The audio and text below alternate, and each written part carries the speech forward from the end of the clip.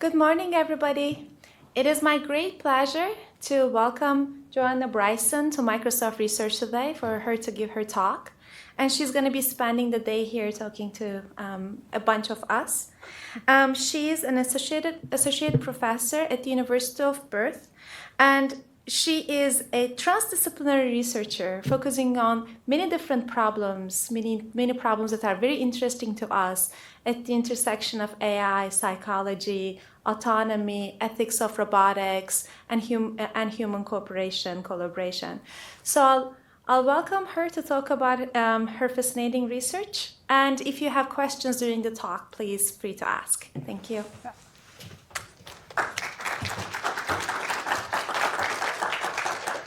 All right, well, I'm not using that microphone. Okay, thanks for having me here. I have, as usual, a lot of slides, so I'll just get into it. Please do ask. But thanks very much, everybody involved in inviting me. Originally Jamie, but it's become a very team effort. So, yeah, you may think it's weird that I'm talking about the European Union, but I'm just taking it as another interesting political entity. And they have these very specific goals, which are human dignity and flourishing. And I don't know about you, when I first heard about these goals, it sounded like, vaporware, right? Like, what does that even mean, right? But I've come to realize that it's sort of what it means is that everybody needs at least enough stability in their lives so that they can plan, so that they can build a business, so they can decide whether to have a family. Not that everybody needs a family, but that you can have these kinds of things as options, right? So there's something that we need in order to flourish. And we've been doing a pretty good job of flourishing. Do I get a laser? I could just point. So this is the log scale population in millions of humans. And I've started from 10,000. Ooh, there's a build. So I need does anyone have a laser that they're carrying around with them? Oh, here it is. I found one. There. So, yeah. So what happened 10,000 years ago? Up until 10,000 years ago, we were being outcompeted by monkeys. Monkeys evolved more recently than humans. There were more macaques than hominids. And then all of a sudden, we got writing, agriculture, urbanization, and doctrinal religion. As an AI person, I'd like to think the writing is the key thing. But I like to talk about writing as the first AI because it was off-board memory. It allowed us to innovate. And then all of a sudden, we get this. Amazing. So we're flourishing. Right. As we know, sometimes you might also think about that's an exponential and exponential. That's superintelligence, right? And as we've all heard, my fellow immigrant colleague in the UK, there are sometimes unanticipated sub-goals of superintelligence. And one is that we're wiping out all the other large animals. You can see that even before that 10,000 years ago, when humans got to a continent, it was sometimes bad news. But actually, some of that is because, where's the build? There was actually another bit of global warming right then. So that maybe the reason we were moving so much was because there was reasons to go, and that was hard. But look at this. There's actually more biomass now, especially since the Industrial Revolution. We're actually taking energy out of the ground and now out of the sky and things and creating more biomass. But we're converting it entirely into people and livestock. All right? And so this is another unanticipated sub-goal is the green boxes there, and this is from a few years ago, are all the wild animals that are left, right? Wild mammals, okay? Of course, another unanticipated sub-goal is that we have started helping produce even more climate change, and that kind of thing brings all kinds of things we don't really necessarily want. All right. I've got to say, all of that is not only because of climate. There's lots of things that drive that change, and one of the things is the economy. So sometimes we have these periods with very high inequality, and that tends to correlate with very high political polarization, or identity politics. So periods of very great volatility. So this is World War I. Does anyone want to guess why we have numbers going back to World War I? There was this crazy thing where we outlawed alcohol, and when we outlawed alcohol, we needed more tax, so we created income tax. So since the innovation of income tax, we know what proportion of wealth has gone to the top 1%, and we can see that that correlates pretty well with the amount of political polarization, and this is measured by whether or not the two houses of Congress for both houses of Congress, the two parties are both their names are on bills. Okay, so that's a particular measure due to Noah McCarty and actually his PhD supervisors. He's now a professor at Princeton. So anyway, these are pretty well correlated, and there's some interesting things going on there. But in the 30s, in both the US and the UK, we managed to get our act together and reduce both the inequality and the polarization. And we kept it down until about 1978, and then we've started launching up again on both of those measures. I think it's his field, but I think that part of the reason there's more of a gap here than there is because this is measuring income inequality, but probably wealth inequality is what does the driving. All right, so we don't have income for a longer time, but we do have polarization since the Civil War. And more broadly, we can look at people believe they have inequality. I don't know if I believe the y-axis here and that you can really match it up this way. Famously, there were some papers here, Scheidel claiming that you have to have war and mayhem or else you don't get reductions of inequality. But I think that things like this matter. See that shift and this was between wars when we did that. So I think we can do things with policy to reduce inequality and polarization as well. So yeah, why do we care? One reason we care, and this has just come out in the last year, it's been a big question. We know there's a correlation. What the causation is has been a big question. One of the things we know is that extreme positions in politicians are driven by extreme positions in major single donors. And so one of the things that inequality does is increases the number of people who can be such major single donors, right? Because there's relatively few people with large amounts of money. And this has been changing just spectacularly in the last couple decades. All right, so you've probably wondered by this point, is she going to talk about AI or not? Right? So mostly I've been talking about right now so far is sort of studying the groundwork with the impediment to a stable society part. And now I'm not going to talk about AI, I'm just going to talk about intelligence, all right? So I realize this is Microsoft research. I don't mean to pander, but this is a slide I already had and I was lazy. But also I think it's interesting to see that you can pitch it this way. So I like to remind people that intelligence is relying on computation and not math. A lot of people just assume that intelligence can be spontaneous, it's absolutely true, that AI is necessarily going to be unbiased and neutral, and they're mistaking algorithms for math and math for computation, all right? So computation is a physical process, it's a transformation of information, right? And any physical process takes time, energy, and space, right? We all know this is sort of the Patrick Winston, not that there's anything wrong with that, version of AI, but finding the right thing to do at the right time, which is the fundamental problem of intelligence, is a form of search. And the cost of search is the number of options raised the number of acts, right? And so that's why, again, you guys know this. That means that if you have a robot that can do 100 things and it gets a two-step plan, there's 10,000 possible plans already. But believe me, you talk about this, you give this slide to politicians even, people are pretty well informed, and they're stunned, right? The whole thing about 35 move games of chess, not moving the rook back and forth, right? People don't understand this, all right? So you guys, being at Microsoft, are probably thinking, hasn't she heard about the cloud yet, right? The concurrency can save on real time, but the energy obviously you have the time, you double the amount of space you require, and the energy requirements are constant. Weirdly, people aren't even talking about what's going on with quantum, right? Again, it's like going to be this magic thing, it's going to solve us stuff. It does seem to save on space. Once, for some subset of problems, you can solve things in a single computer. But so far, it looks like the energy is more than the space loss. Although there's not enough good work done on this. This is my personal captive quantum physicist, but I've given this talk a lot of places and nobody's told me I'm wrong about this. Right? But basically nobody's doing math on the energy problems with quantum.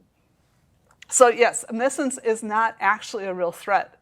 That's not the problem. And literally this, again, I probably don't need to tell anyone in this room, but I have been in DC where people were talking about what if one country finds the machine learning algorithm and suddenly knows all the things, right? So, and then that somehow there'd be no way to recover from that. Okay, natural intelligence is not general.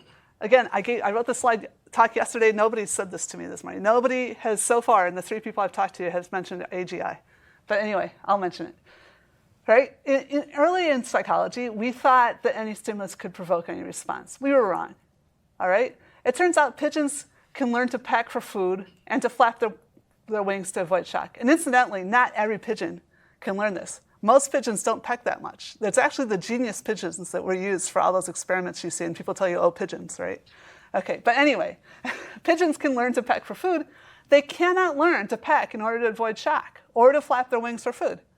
That doesn't make sense if you're a pigeon. Those kinds of things are stuff you would never need to know. So those connectivity is not there. Your brain doesn't provide you the bias to do that kind of learning. All right? So, this is the advantage of science over some other sources of knowledge. Okay. Now that we understand combinatorics, this is one of the big questions I had as an undergraduate.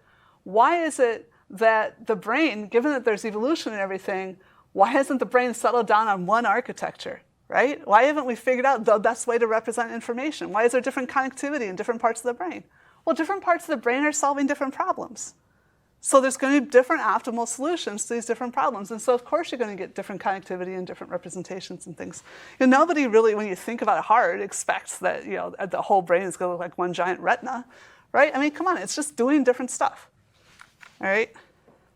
So that also explains why some level of bias, especially even prejudice, is a necessary part of AI.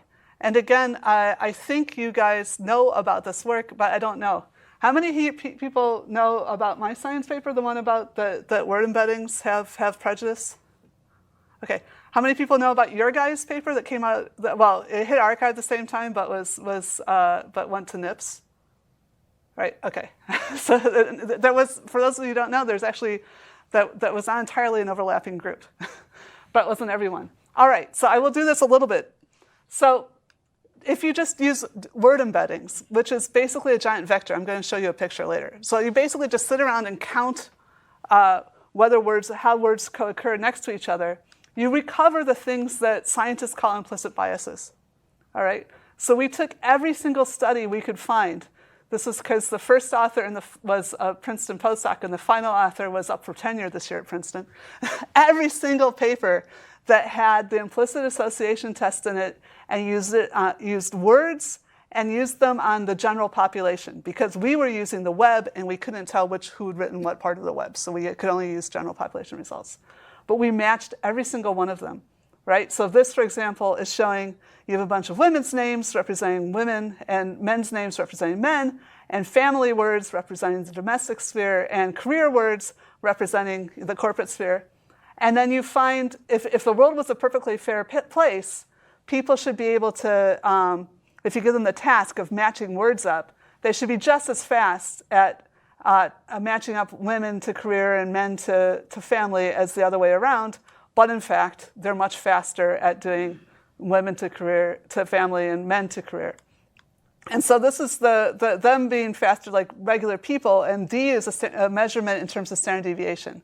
Because we don't have a theory of how long this should take, but we just look and say, are these two things different? So we see the normal distribution, we say how far apart are those two normal distributions, and these are giant, this is huge. When people say like, oh, this isn't a real effect, what are they talking about? Right? This is one of the biggest effects in psychology, the implicit association test, and people are saying it's fake news, right? Because it doesn't correlate perfectly with explicit prejudice. And I think that's because people don't know the difference between implicit and explicit memory anymore, which we got taught, if you're old as I am, in college. Anyway, so the point is that they were saying this, and I still get people who hammer me when I give that talk. I didn't think I needed to give that talk here. Saying, don't you know that you can't trust psychology? Look, totally different method, doing word counting, large corpus linguistics, the same kind of stuff, latent semantic analysis, the way that we do search, right, for web pages. And we were able to replicate is not quite the right word, also find evidence of bias in the words, okay? And the headlines all said, AI is prejudice, and the good headlines said, and it's because of us. But that wasn't really the finding. The real finding was that words, our word use, what we pass on to other people as well as to machines, contains the image not only of our implicit biases, but actually, and this is something completely down to that final author I mentioned, Arvind Narayanan, he said, I want to see what happens with something that's real. Okay? So the y-axis here is these same awful prejudiced word embeddings that gave us that women are closer to the domestic sphere than to the work sphere. So those exact same things. But then we went out and looked at the 2015 US labor statistics, which unfortunately weren't all single terms. And this only works for single terms. So we had to just throw away the adjectives. So that's why there's some of the noise. But 90% correlation, again, if you're in psychology, that's a huge deal. 90% correlation in predicting like how male or female a word was. Like this is programmer, unfortunately. When I was a programmer, we were at like 13% of the population women were, and this is the 80s. And it went up. It peaked around 18 or 19%. It's crashed. It's like 4 or 5%. It's just appalling. And I don't know why. There's lots of women in the audience. Programming is fun. I love programming. I don't know what's happened. Anyway, so yeah, and this is like being a nurse or something up here, right? And fortunately, being a doctor is over here somewhere. But anyway, I learned a lot last summer. but the point is that that our implicit biases turn out to reflect the current reality in some cases, not all of them, right? And that's sort of interesting. It's kind of cool because that, going back to the implicit-explicit divide, that means that we can explicitly decide, oh, we want to employ women. We think it's good for women to be able to have jobs, and we can try to shift to something new. But the implicit biases seem to be bootstrapping off of observed reality or historic reality or something. So yeah, go ahead and ask me more questions. But anyway, that wasn't going to be the point of this talk. Sorry. So the point is that when you're a member of a cognitive species, then it makes sense for you to exploit the concurrent computation that others are doing. And again, I didn't have time. I put way too many slides into this, but I have a beautiful video, ask me if you want in Q&A, of tortoises learning from each other, right? And they're not very smart. These tortoises are not smart, but when they see a tortoise solve a problem, they solve the problem too. All right? It's a problem they couldn't solve for a month. All right? So it just makes sense. This is a way to think about what culture is. It's the exploitation of computation that's already been done. Okay? So we can do this explicitly with students and apprentices. I just mentioned you can have implicit social learning, even of really stupid things like reptiles and fish, right? And sorry I didn't put a reference in there. Just ask me for the references if you want. And one of the things that's going on is that we have implicit sensitivity to social examples. And I think that's what's going on with the overactive anthropomorphism of AI. Okay? So now I'll come down and start actually talking about artificial intelligence. All right? I think. Yeah. Not quite. Almost. Just before AI. I was asked to give a keynote at RoboPhil, which you probably won't have heard of it, but it's actually a fairly big meeting of philosophers and people working on social robots, so things that are supposed to look like people and participate in human society. Okay, and this was like the 4th or 5th time that it's met. I think it's a biannual, but it was the first time they met in Vienna, and it's the first time they invited more general scientists to it. And they titled it this year, Politics, Power, and the Public Space. Okay, speaking of public spaces, this is a statue by Stuart Johnson, and he produced a whole lot of statues in the 70s and put them into public spaces. And in the 70s, it was getting a little dicey in some of these public spaces. And it turned out that if you put something that looked like a person into a public space, you made that space safer. People felt more like there was another person around. All right? This is a statue. Okay? And so it's not about, a lot of philosophers have this huge thing about intuition. Like, you can tell that a robot is a person. You can tell that. And how could you be denying something, denying rights to something that you can feel is definitely a person? Well, you feel the statue is a person too, okay? And you can show that you feel that because it alters your behavior, all right? So, so overscaled statues fascinate yet diminish us. That's something that Stuart Johnson actually says. So he got bored of making human scale ones, and he started taking pieces of art and then blowing them up. It's really cool. Those are my parents hanging out at the statues. There's a place in New Jersey called Grounds for Sculpture. All right.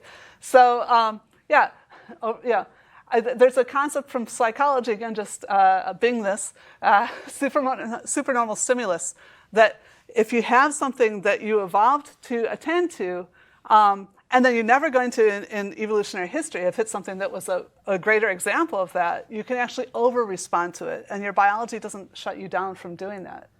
Arguably, we've been doing things like this for a long time, right? Okay, so what happens with AI, right?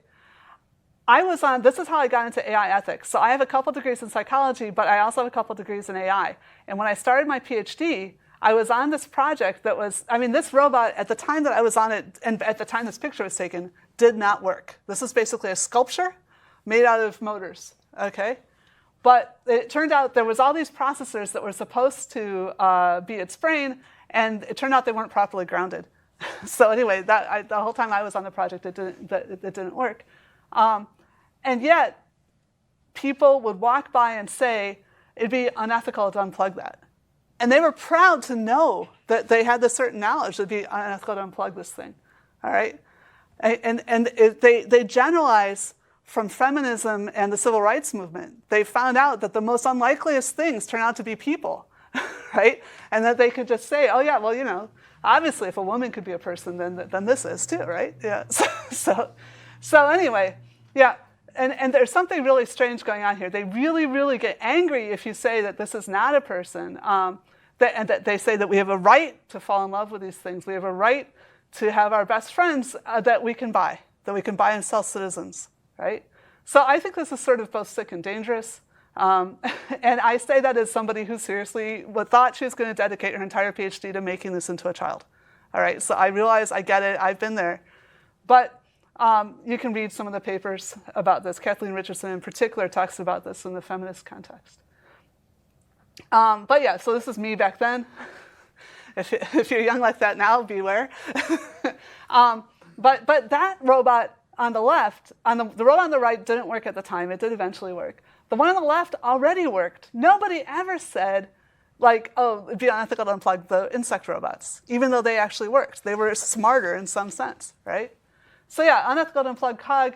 And my supervisor at that time, again, I didn't finish with him, said, I got called conservative for saying robots might not take over. People were absolutely certain that robots were going to take over, right? And this is not, again, random people. This was people on a panel he was on of other scientists and philosophers and AI builders. Okay. So because of all this, I wrote with the only philosopher I knew at the time. We wrote this in 1996. It took us forever to get it into the crappiest possible workshop, and then finally we did a rewrite and reboot and put it into IJCAI more recently. But this is the 1998 text. All right. We believe exaggerated fears of and hopes for AI are symptomatic of a larger problem, a general confusion about the nature of humanity and the role of ethics in society. Our thesis is that these exaggerated fears are false concerns which can distract us from the real dangers of AI technologies. Often I get cast as somebody who's like, saying, oh, there's nothing to worry about with AI. No, you're worrying about the wrong things with AI, right? The real dangers are no different, though, from those of other artifacts, the potential for misuse, either through carelessness or malevolence, by the people who control them, all right? So this is a slide that I wrote when I started giving talks because of the things people were saying about our bias paper that came out, right? So a lot of people said, oh, look, this is terrible because society is bad, therefore AI is going to be bad. So yes, you can have biases in this case, and I don't like to use bias this way, but anyway, that are absorbed automatically by machine learning from ordinary culture. That's true, that's one source of them. There's also an accidental bias that's being introduced through ignorance by, for example, the Kate Crawford kind of insufficiently diverse development teams. Yes, that's also a problem. But the main thing that I worry about is that you could deliberately introduce bias. Somebody could say, hey, I've been elected only by the people from the East Coast of, or the east side of town. Let's figure out a way to save money, and let's just take it all out of the west side because they weren't voting for me anyway, so we don't need to worry about that, right? And you can come and do that. And if you forget that AI is something somebody built, then nobody's going to guess. Nobody's going to notice, right? And nobody was talking about this. They were all sitting there in the New York Times talking about, Silicon Valley's problem with lack of diversity, which is an issue, but it's not the issue. Okay, it's an issue, right? Yeah, but anyway, back to what I was saying. Yeah, this was the most hit blog post I had by an order of magnitude ever. And the Malevolent AI book has come out since then. But yeah, malevolence, right? Malevolence, deliberate. Right, so anyway, ethical instincts and ethics itself, we claimed, was rooted in identity, right? And that's something a lot of people said. And we humans mistakenly place language, mathematics, and reason as the core of humanity because it discriminates us from animals and then we can eat them and stuff, right? And we thought back in 1996, as I said when we wrote this, that once we have empirical experience of AI, this confusion is probably going to go away. And we were talking about, like, oh, how can we get children the experience of building AI young so they can be smarter about this, right? And then maybe even we'd start informing our human ethics. Oops, so the sound is not coming on. Oh, I know.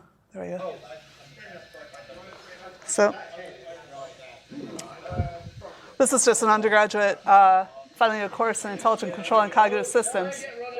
But they didn't develop these robots to be social. They had just been doing room, but listen to them. It tends to get stuck, doesn't it? Oh, wow. It's incredible.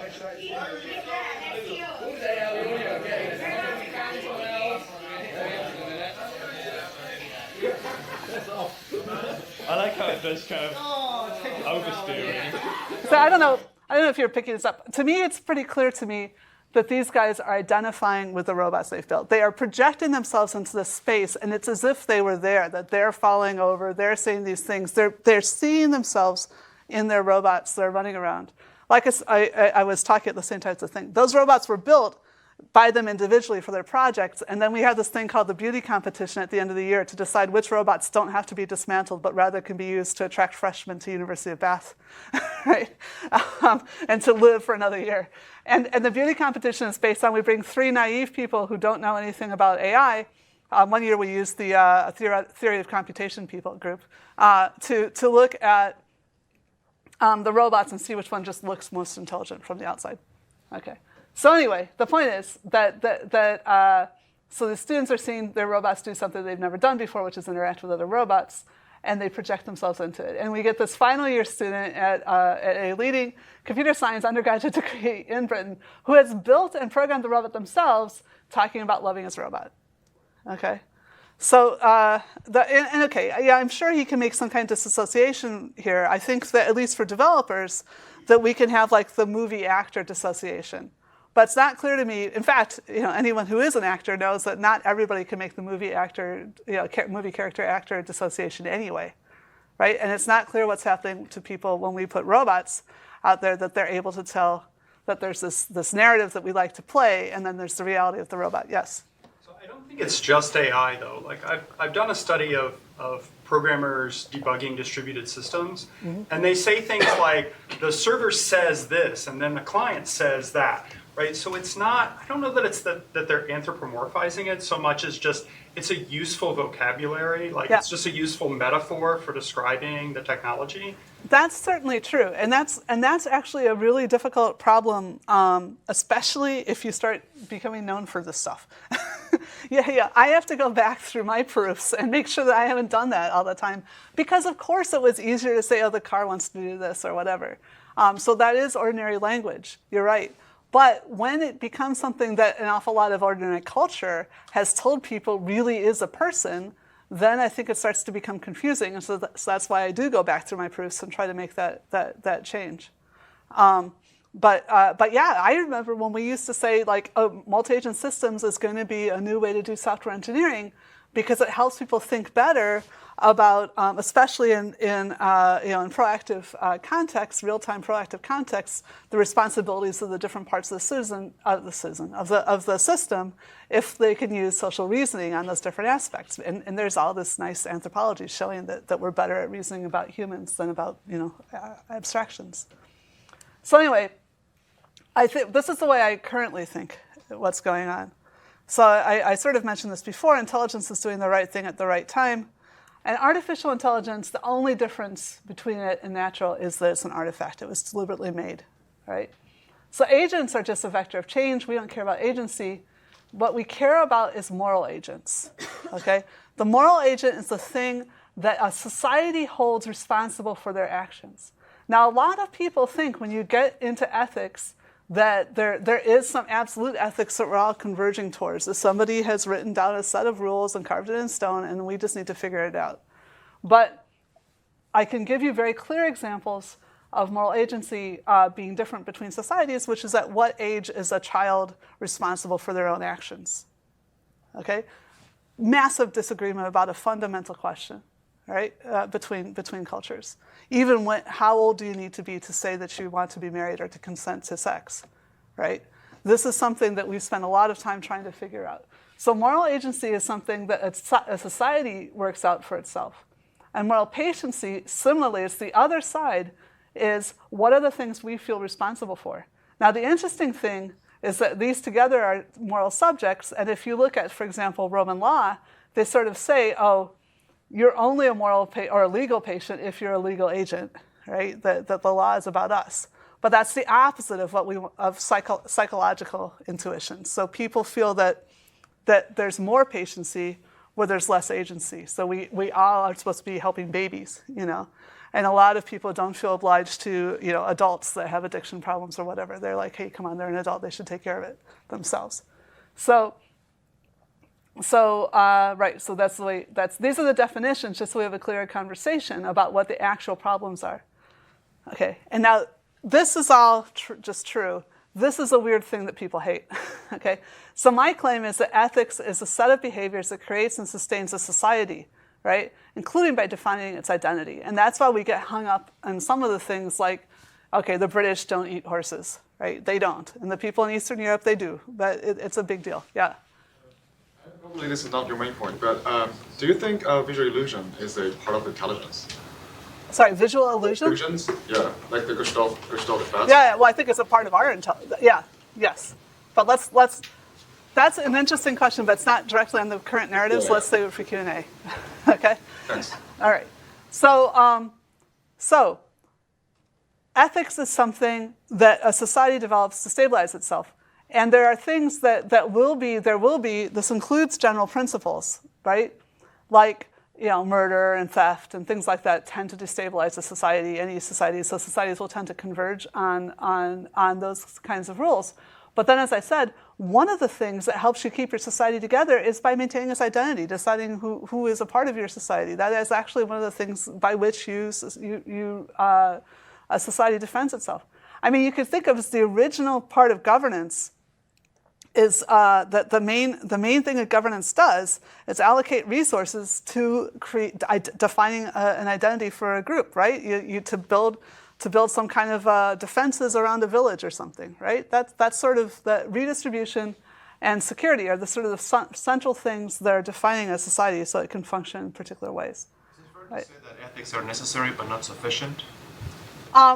What I'm claiming here is that all the behaviors are that by which we maintain the society. I'm just calling those ethics. So to the extent that you need behavior, and this is kind of a weird definition. Like this is an eccentric one for communicating now. This is not what you're going to find in the dictionary, right? But so to the extent that you need behavior to have the society, do you need other things? Is that sufficient? Well, you need the individuals, right? But the ethics, so there has to be a society. Society is made of something. I'll give you a very, very topical example. You can have two sets of very diametrically opposed ethics, but they're collocated. Mm-hmm. Certain states, people have very different systems of beliefs. Is that a society or two societies? Or right, that's a really interesting question. How much they to some extent, there's sub-societies within that, and then there's a super society which has presumably some part of the intersection that and some other rules too, including just like being enforced by the state powers. So yeah. So okay. What is the role of change in ethics, like the temporal change? Because this definition is kind of seeking for something more like static. Yeah. No, it's not. Actually, yeah, change is a big issue, and I don't want to go into it in great detail, but the whole reason that I was setting this definition up, which I don't actually go into that much in the rest of the talk, so I'll go ahead and say this here, is because given that ethics is itself an artifact and that AI is definitionally an artifact, there's no fact of the matter of where we stick AI into society. That's not a scientifically discoverable fact. It's rather something that we need to be optimizing. So this comes into where your and my research is similar, that we keep doing things like iteratively improving that solution. So the whole reason I'm saying this is to get it to people, because while you think that ethics is a static target that you're moving towards, that you're just perfecting, and believe me, you can get philosophers, professional philosophers who are really angry about this stuff, that will get up and say something like, we now know better than people knew, than people knew in the 1940s or whatever. And it's like, I don't think we know some things better. I'm not one of these people that's a complete cultural relativist. I do believe that we are aggregating more information. But I wouldn't say that we have the perfect ethics, right? Or that that's even definable, because it depends on the particular society, and the societies have to be agile and able to deal with change, right? So I would expect it to change. So that's not what I'm going towards. In fact, that's what I'm trying to defend against. Okay, we'll come to some more of that. So right, again, this is not the kinds of things I think you guys are concerned about, but I'll go ahead and leave the slide in. When I say that AI is not necessarily that AI's place in ethics, it doesn't have to be a moral agent or moral patient. What I'm trying to say is that, well, what I just said, that we don't have to take it as something we have to give that kind of consideration.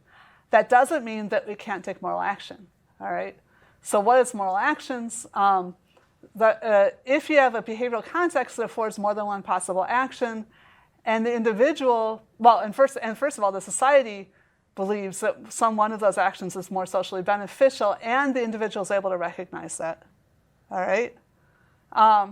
Then, in that case, I would call that a moral action, right? When you have to make this decision, whether you can make a more or less moral, which is more or less socially sanctioned action. And I've deliberately, again, set this up in a way to make it totally easy to build. And you can talk about it in things like monkeys. So monkeys will punish other monkeys that aren't doing the right thing, that don't give food calls. Or apparently they'll even he'll get a whole troop barking at a dominant monkey that's being too abusive of its position of power and beating up another monkey too much, right? So you can talk about that kind of action in monkeys. With a pet, if you come home, and the dog's pooed in the middle of the rug, and you think the dog knows better than this, and you shout at the dog, right? And the dog probably thinks you knew better than to come home at 12 at night, right? And that's why I pooed there, right? So you're both sanctioning each other, right?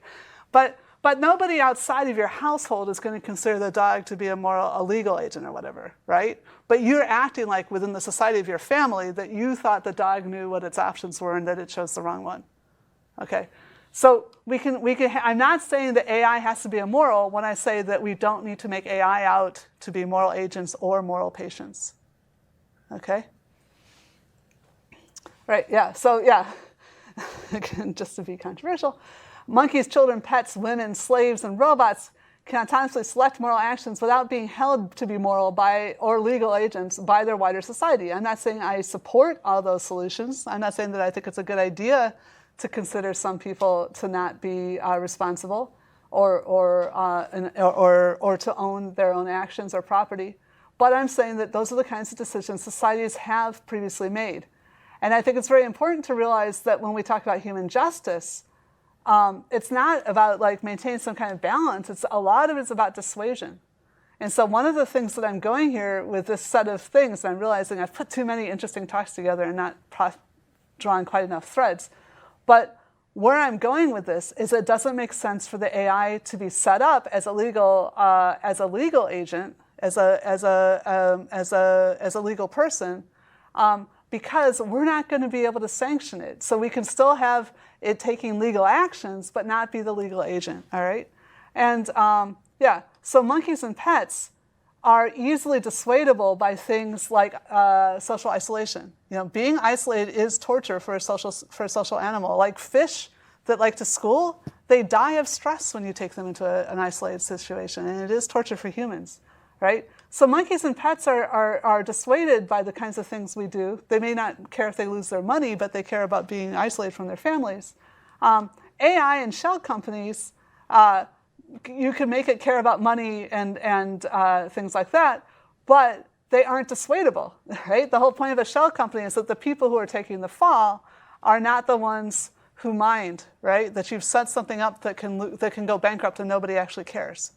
All right? So it only makes sense for a company to be a legal person if someone cares if that company goes bankrupt. Right? I mean, the person if the people who are making the executive decisions for that company care if it goes bankrupt. Right? And so AI is the ultimate shell company, and that's what I'm trying to defend against in this slide. And there's if that was a little too fast and loose, you could go into this really nice formal paper by these two guys are law professors. This is just alphabetical. He did most of the good decisions, and he did most of the good writing. But this came out last year. All right. So my conjecture here is that none of things like consciousness, language, and ethics are the things that mandate moral subjectivity, that we need to worry about AI as being a moral agent or moral patient. Whoops, I'm going to turn down the sound on this. Okay. So for millions of years, intelligence, consciousness, agency, language, morality, and divinity have all been at least seen as correlated. But as we all know, correlation is not equal to causation. And it drives me crazy when people sit here and worry about when is AI going to become conscious. We can build it to express the different definitions we have of consciousness. That doesn't change its moral status, right? So for example, one of the things that makes a human incredibly valuable is the fact that they're not replaceable. You can't, if once someone is dead, they're just gone, right? AI, you can back up, right? So even if you had something that was exactly like a person, if you decide to have one copy of it, then you don't have the same kinds of ethical obligations towards it, right? All right, so yeah, a substantial objective. So this is a complaint about philosophers who confound these concepts around a single term, all right? And that is actually, I do do robots too. I'm just talking a lot here. But it's Aguilar's robot, but it's my PhD student. Anyway, what's interesting to me about consciousness is why only part of what we do is accessible to explicit description, right? And I think we understand that now. As I mentioned, the combinatorics problem, you can't be worrying about all the things all the time. But also, I think there's a phylogeny that language evolved in the scope of the module for planning action sequences and things like that. And then it became the means by which we negotiate coalition agreements with others. So this is why we could do things like say, okay, who cares that women didn't used to have jobs? Now we think it would be more fair if women could have jobs, right? Because we've got the part of us that used to do planning, we also use it for negotiating coalitions, and that's part of creating fairness, all right? So that's cool, and we could use AI to do that, but again, that doesn't mean necessarily that it has to be, let's see, I'm sorry, I forgot that I left this slide in. That it has to be a moral agent, right? So what we experience phenomenologically as consciousness seems to be a point when we update important models, and the time that we appropriate to that is proportional to how uncertain we are about that. Again, all of us who work in machine learning can imagine doing this if we have bottlenecks for machine learning, and we allocate it to the problems we're currently working on, okay? It's not necessarily about choosing immediate action. I don't know why I threw this slide in, because this is it's a great paper, I really like it, but it's another longer talk. So ask me to come back to that if you want. But my point is that when we're conscious, when we're able to describe what we've done, we seem to be in this particular position of updating our current models, right? And that the same thing, we can do exactly the same actions and not remember having done them in a different kind of context. So it's not just about action selection, I think it's about learning. But again, I'm trying to demystify consciousness and say, look, that's not the point either. The point is moral agency and moral patiency, and those are things that we're collectively defining. So we're not just trying to discover whether AI requires that motivation. Going back to this, remember I mentioned this before. All of this stuff this is what we're doing. So for those of you who didn't raise your hands, this is sort of what a word vector is. You have words, these are the words you're trying to understand what they mean, and then you just say, how often did hat occur within some window, maybe 10 words of rock or paper or scholar, and how often did the word obscure occur within these words? And of course you do that with 2 million other words or something, but I can only draw 2 dimensions. And then you have vectors that come from just these counts. So it's a very simple thing. It's like a giant Excel spreadsheet or something, right? And then you just measure the cosine between these angles is semantics. It's saying how similar in meaning are these words, right? How related are they? So that's all that's going on, and this is how search engines work, right? That's why you can type in 4 words and get a page back. I mean, it's not all that's going on, as you guys probably know better than me, but it's the basic underlying technology that first gets that working for you. All right. So and then for the science paper, we used 2 different corpuses. We used the Stanford one, which is the Common Crawl, because we needed to get all those names. There was like a lot of relatively low frequency names.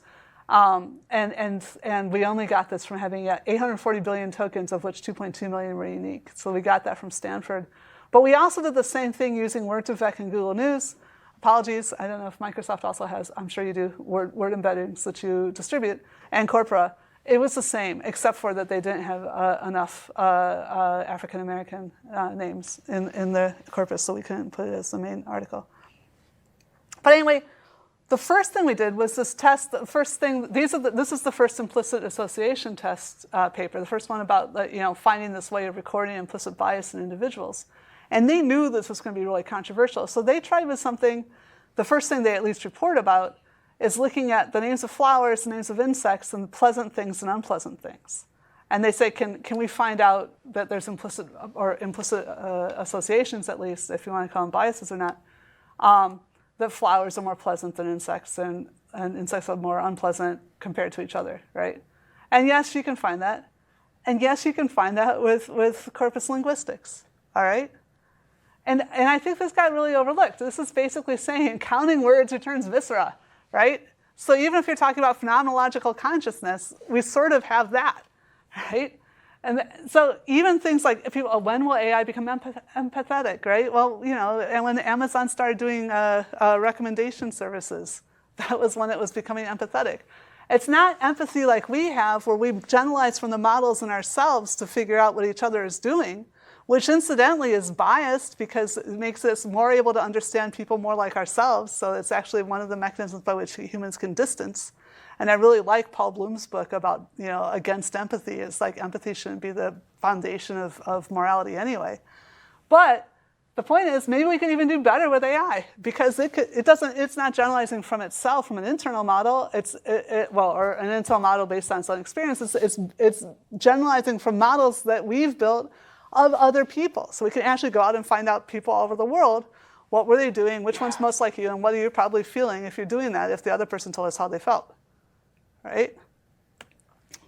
So what about phenomenological consciousness? What if the AI, if we build something that's so amazingly smart that it starts suffering like we would, and it just can't tell us like a person that's in isolation? People really worry about this, right? And this is weird, because we're never going to build something with chips and wires that have the same visceral experience as much as cows do, and we eat cows, right? This is a lucky cow that's out in the field, right? So So we're obliged to build AI. We aren't obliged to, and that was the thing that I first started writing about in the papers people actually started reading back in 2007. All right. So I think what actually matters is that AI is already superhuman. And I'm sorry I spent so long on the stuff that I didn't think matters, but that is the stuff I usually ask questions about. So what I think really matters is we already have superhuman AI. And people are like, oh, but it doesn't learn generally like humans do. Remember the thing about the pigeons? We have all this stuff that we're set up culturally and biologically to learn quickly. And what a surprise we can learn it quickly. All right, but there's no more general purpose learning than Bayes' rule. I mean, come on, So AI is already superhuman, but people aren't recognizing it as being so, and then we get into all these kinds of hazards. So, like the economic hazard, I mentioned this before. I just want to talk about where does this come from? Why are we having these surging inequality?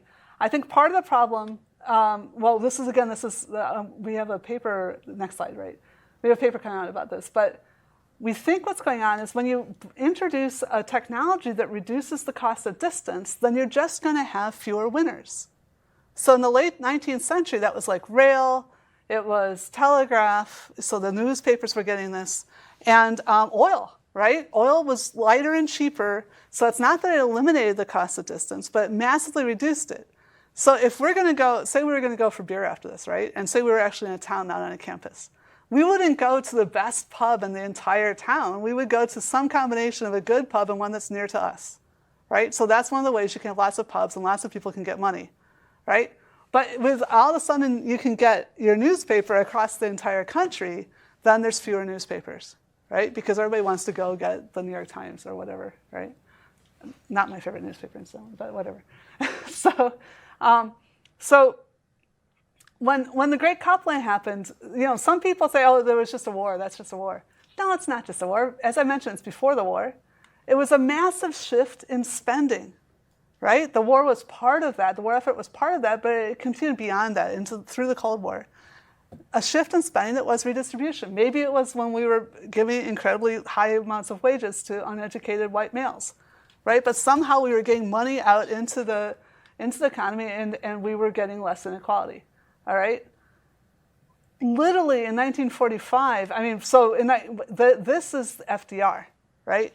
So after one world war and the financial crash of 28, there was a coalition between the elite and the proletariat in the Democrat Party in America, and that was the New Deal, and that was massive redistribution. At the end of 1945, the global elite were sitting around in Europe agreeing that there would no longer be wealth extraction, and the banking laws by which national wealth extraction occurred were eliminated for about 20 years and then re-innovated, right? Because they figured out that the countries in Europe that had fallen into fascism were the ones that had the highest, the inequality, that the wealth was being extracted because they'd sort of arbitrarily been part of the set that had lost the First World War, all right? So we need to get everybody to realize that we want to get more into this area. Not that the 60s and 70s were completely smooth either, but it wasn't like World War I, right? So empirically, it turns out the ideal Gini coefficient is around 0.27. We're not talking about complete egalitarianism here. We're not saying like socialism, everybody has the same of everything.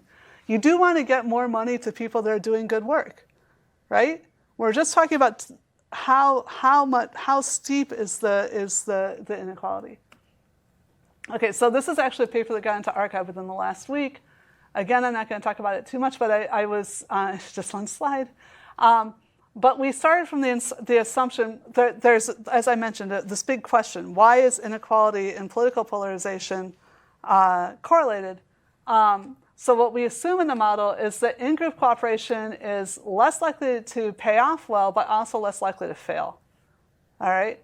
And so what we showed was that if the economy is getting worse, it makes sense up to a certain point to reduce to give up the opportunity of having an higher expected outcome in order to make sure that you have at least enough outcomes so that you maintain your solvency. Okay. So the trick here is that you can't have a society without the individuals being able to survive, right? So you can only ask the individuals to give so much to society. However, the interesting thing is that if the economy keeps getting even worse, so that you can't be solvent just by doing that in-group cooperation, then you need to actually desperately do something, and going to working with the out-group makes sense again. So that's just a split down here.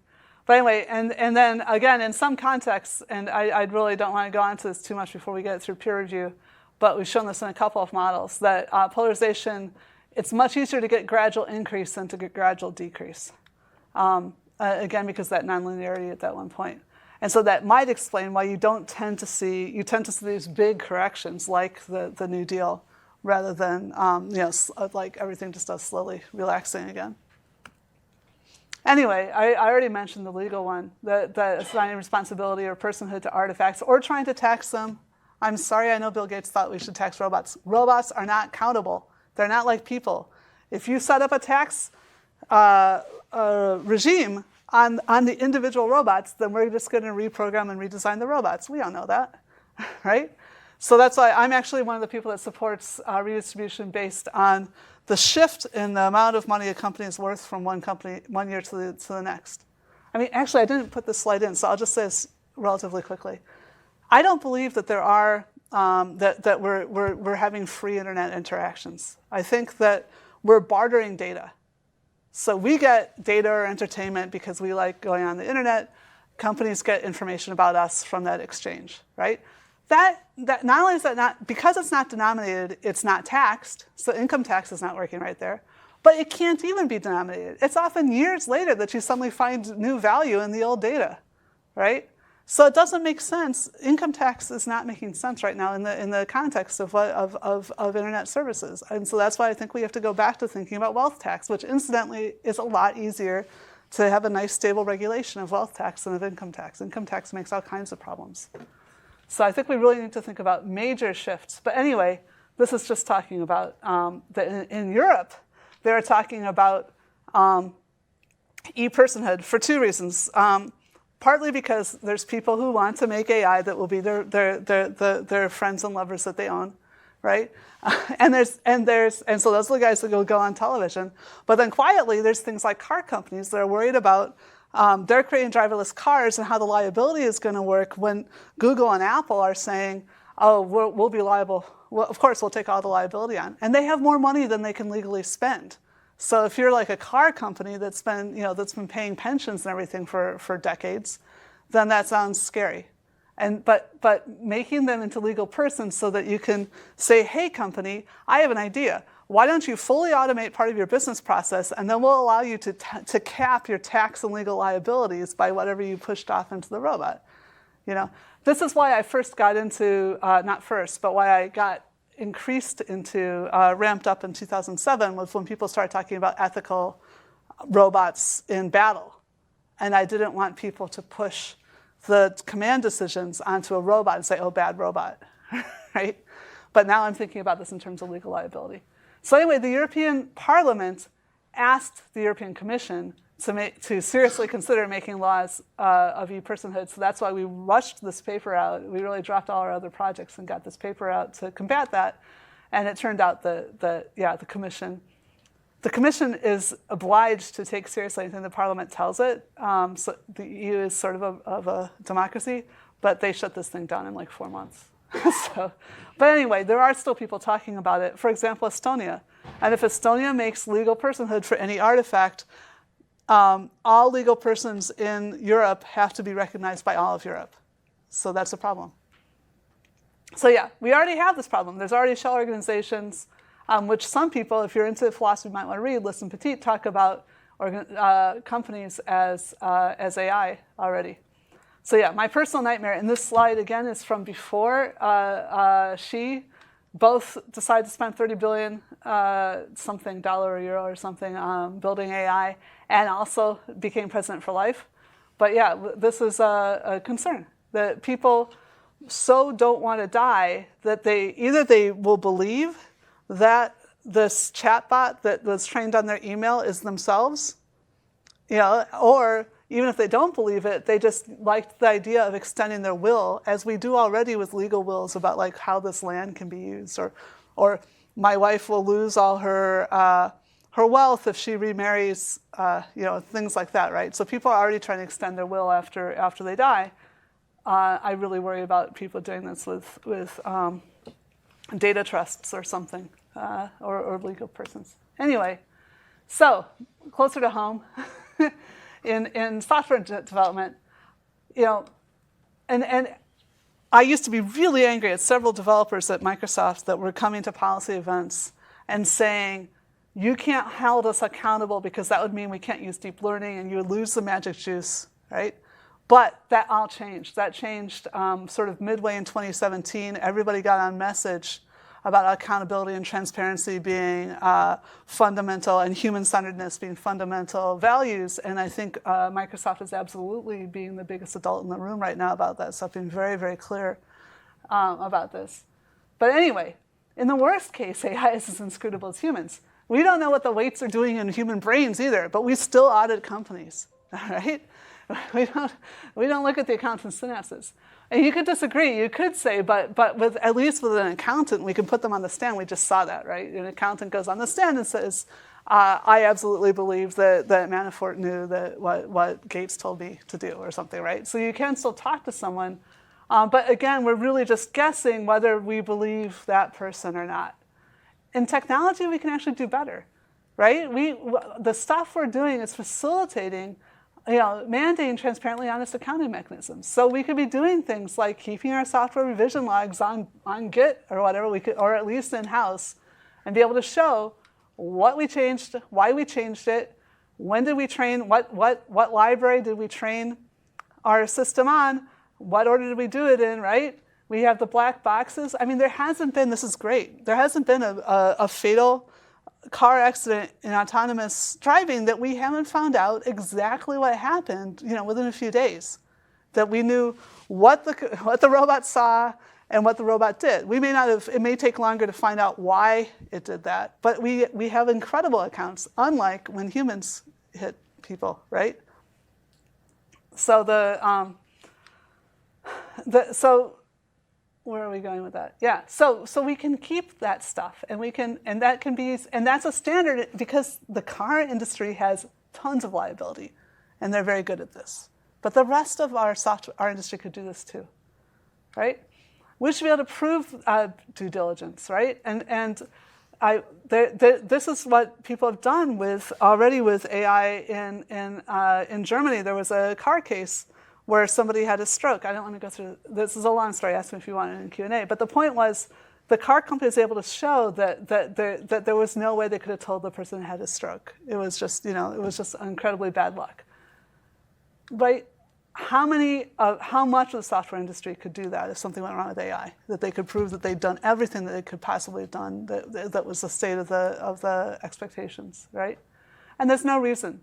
So I think we need to know which code we linked to on released products, right? We don't, and which data we trained with, and where that data's provenance is, right? We can do that. All right. I just felt obliged to say that actually transparency is what we work on in Bath. It's for real-time domestic systems, like game characters and little robots. See, this is because we don't have enough money. We had to build this thing by hand.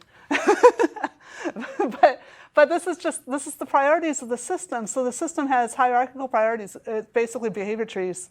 This came out of my PhD, but it was and you can see from the lining up in real time what it's doing. And when we expose not quite this much detail, just usually the top level, the priorities to people, even ordinary users, get better what's really going on with the robot. It's great. And one of the things we're looking at now is if we get these robots to work at all, they won't give us the new version of Android. It's like 3 weeks. It's like 3 years behind Android.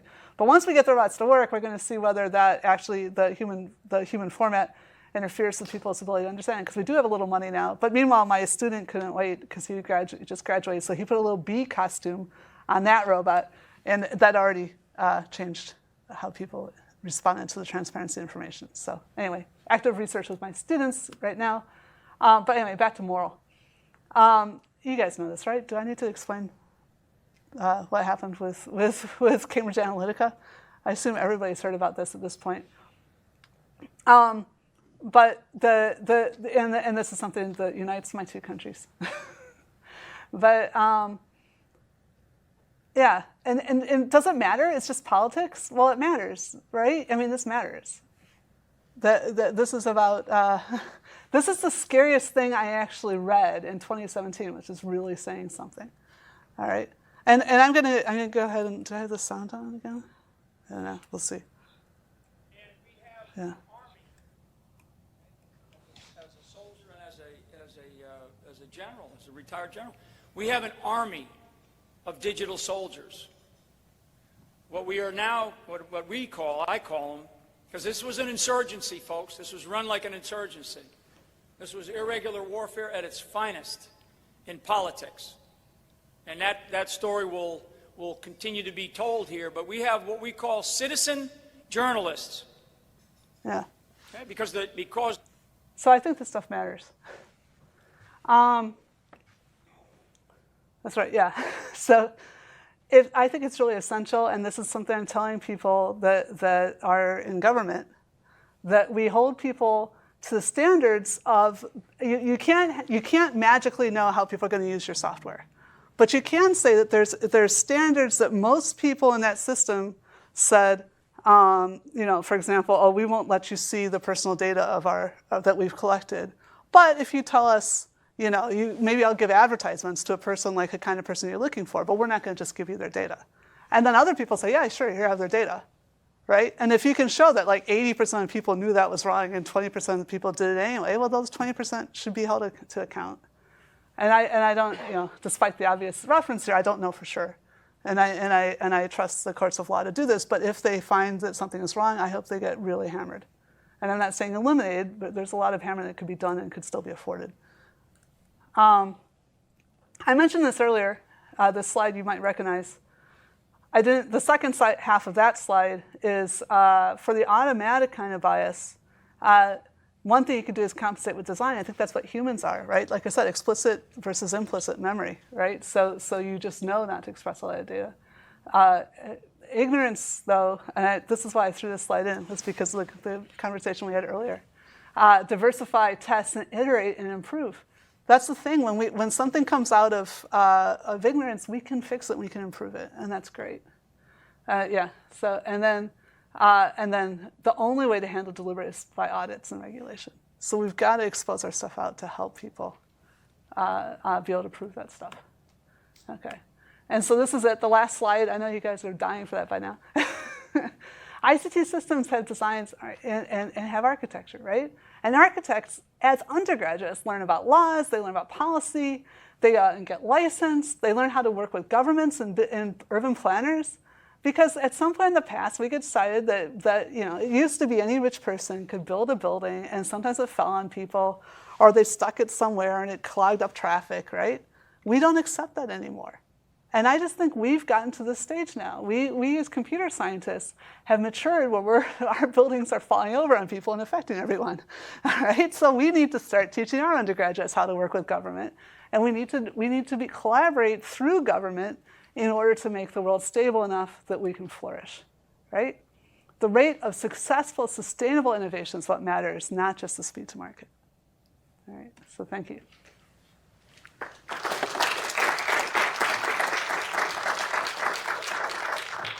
I'm sorry that ran a little longer than I meant. Believe it or not, there's still 20 minutes left. Maybe I'll start with one. Yeah. You had a slide, and I'm probably gonna be making mistakes and reiterating that. No, please. You had a kind of definition for moral behavior that was talking about selecting actions that optimize the societal benefit or societal value. Yeah. Do you kind of see this as a prescriptive way of coding up AI agents? Like, this is such a cool question. And I have another 1 hour long talk about this question.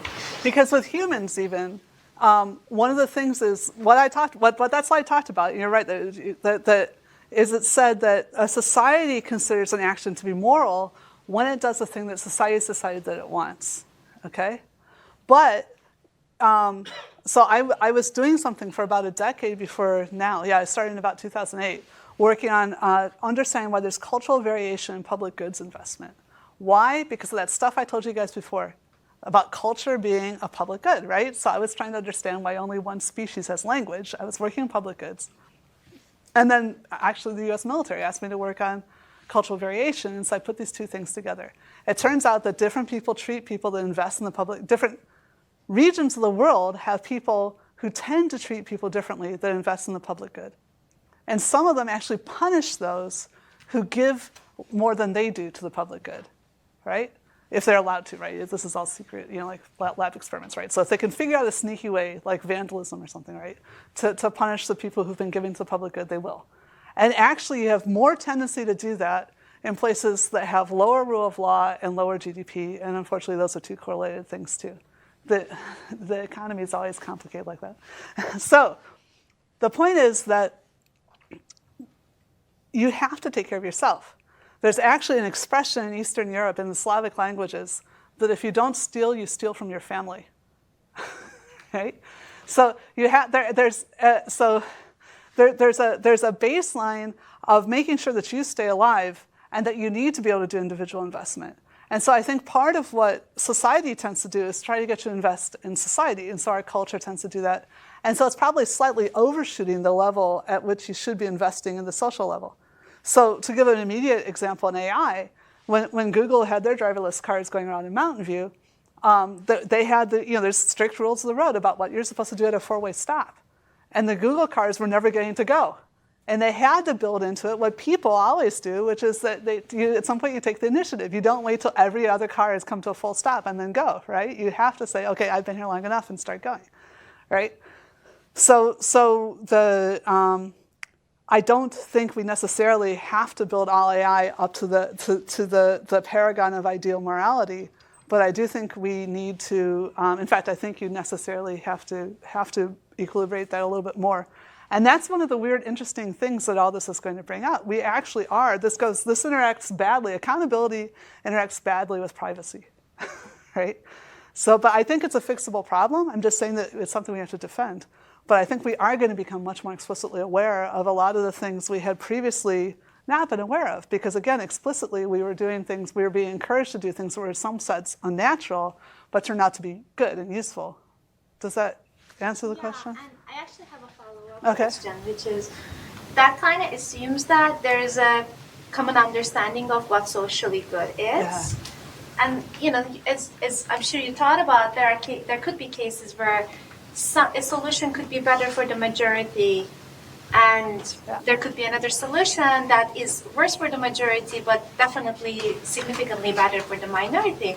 And this is really real with all of the perceptive systems where people talk about like trading off percentage and accuracy for some fairness criteria and so forth. So. Yeah. What this means, and I actually wrote a paper about this when I was still a PhD student too, that the closer AI gets to human intelligence, the more what we're talking about, that is fundamentally what political scientists talk about when they talk about democracy, defending the rights of the minority, right? So and we half of us drop out of undergraduate or whatever and blindly go in and do a lot of programming and not realizing there's entire disciplines that are working on these problems. So now we are society. Right, we have to deal with all those problems. The defending the rights of the minority, and the fact that these, that there isn't a particular absolute correct solution. That solutions may be different in different contexts. That's the kind of complexity that law and politics have had to deal with for millennia. Yeah, absolutely. It's an ambiguous question, but bear with me. That's fine. Should or could a moral agent be such without being part of a society? How can you be a moral agent without being part of that society? Okay, so Or should you? Right. First of all, we need to disconfound these two terms. So there's an agent being moral, taking those moral actions, and there's the moral agent, as I just described, which is the thing that's being held accountable for its actions. Then backtracking, can you be a moral agent? I don't think for either of those two definitions, actually, you can be without a society, because the society is the one that's declaring the rules that the person being moral is following. And for the moral agent that's being defined by the society as basically the set of responsible actors, well, obviously the society is what defines it. So for both of those, I think you need a society to get the definitions for the morality. I don't think that morality exists in a vacuum. But that's okay, because you're not going to get intelligence in a vacuum either. The microbial will totally take it out. all of us, intelligent cognitive species, we all have social. If nothing else, we come from parents. We're all the products of sexual reproduction. Yeah.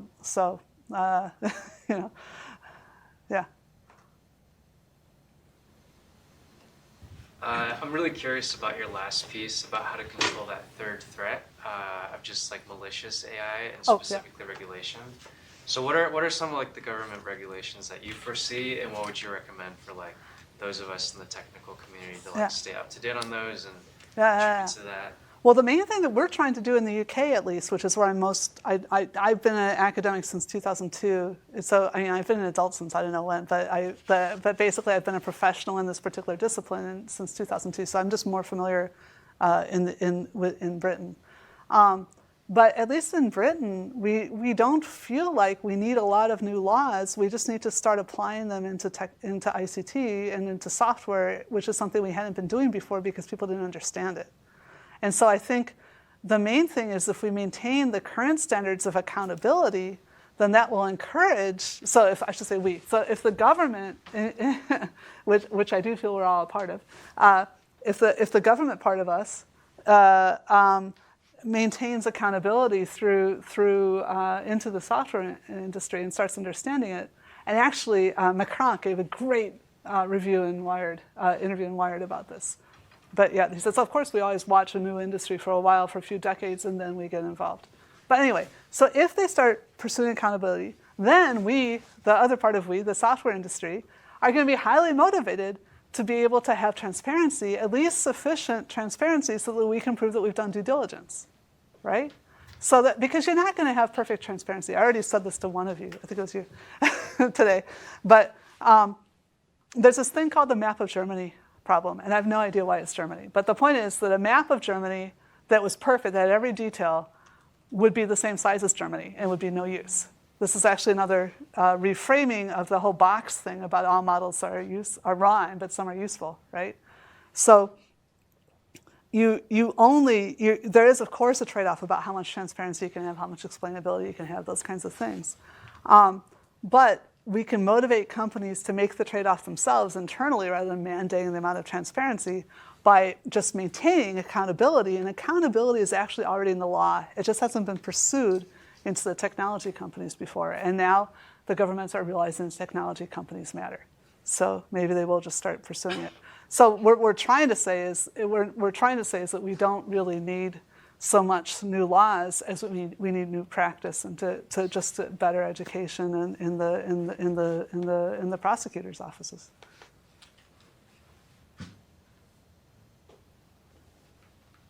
And actually, again, talking to the people, I've only talked to 3 people so far, and I'm crap with names, but it sounds like Microsoft is already sort of realizing this as a big corporate entity. You can cast it in the positive way, which is that you want the software to be doing what's best for society. But you can also say that you want to evade big corporate liability costs, right? Those come for free together. Final question. There's this interesting, let's call it debate. I'd like to hear your thoughts. There's the opinion or the school of thought that says, let's create artificial intelligence. And the school of thought that says, no, that's a false error, let's create assistive intelligence. That's something that is always partnering with the human. It's not doesn't have independent behavior. It's always at the service of, as a cognitive prosthesis, if you may, of the human. Where do you think things should go if you have a choice? Right. Okay. So, I think that, and yeah, that's a great question. I'm glad you asked it. You're not quite using the language I presented here, but that's okay, because you're using for artificial intelligence what I briefly mentioned. A lot of people are using for artificial general intelligence, by which they mean all kinds of contradictory things because it's not a coherent theme. And I was mostly talking about the omniscient AGI. But you're talking about the human-like AGI, that there's something that really is human and conscious and all those other kinds of things. So, a lot of this was about that, and it didn't come together. So now I have a chance to bring it together. So that's great. Thank you very much for your question. The point is that we can't create something out of silicon that is an agent in our society as it's currently run, because the sanctions that we do to keep each other from doing the wrong things aren't going to work on a machine, right?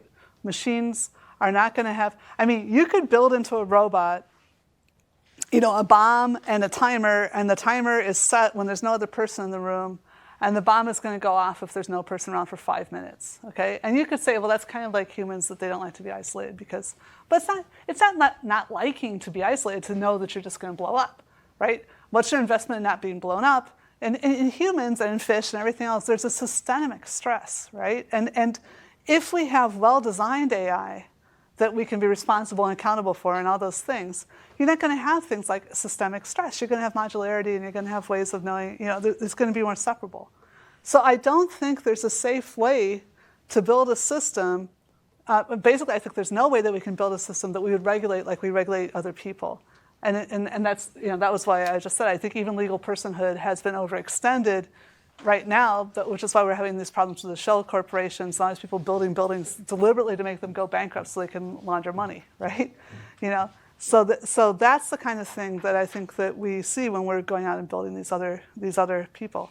I understand. I wanted to do it too. That was, why do you think I got into AI? I understand the desire to procreate. That's a very fundamental part of life, that we have a desire to procreate.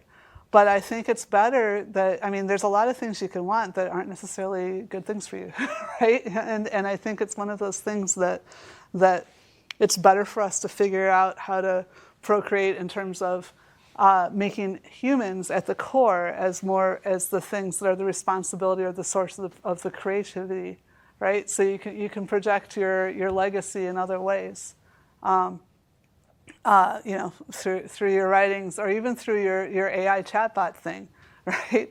But you don't make that the legal person or the moral person or the moral patient, sorry, in this case, that's competing with your biological legacy. I don't see that that's coherent. Now, I understand that people think like, well, humanity is only going to be around for 4 billion years because that's how long the sun is going to last, But actually, there's been no hominids that have lasted more than a couple million years as a species. I mean, but even with technology, there's like how many software formats or data formats have been around for 80 years, right? Humans make it for 80 years, and yet we think that AI is going to extend ourselves. This is this mathematical fallacy that I was talking about before. But, it's not math. It's not going to be perfect and eternal. So I think that we're never, like that was the cow slide, we're never going to reproduce something that's going to have the same the phenomenology as we have, or even as much as, I could have said a fruit fly, let alone a cow or another mammal, right? But we can build things that say, don't shut me off or whatever. But I'd rather, and this is my earliest works. If you look at my earliest works, it's just like, just build in the backup, Even if your best friend does turn out to be a robot and somehow you have some way of freeing it and you don't have to, you should still, if you're in a fire, you save the Shakespeare, well, it's probably backed up too. So you can save a toddler or something, leave your best friend there, and your best friend comes walking up and hands you the new bill for its new body, right? It's not a problem. So I think we need to understand, and I think, again, this is, believe it or not, there were a lot of slides cut, that we have to understand that it's okay that our society is based around the fact that we're a bunch of apes, and that our morality and our social intuitions and all those things are shared with a lot of other chimpanzees, right?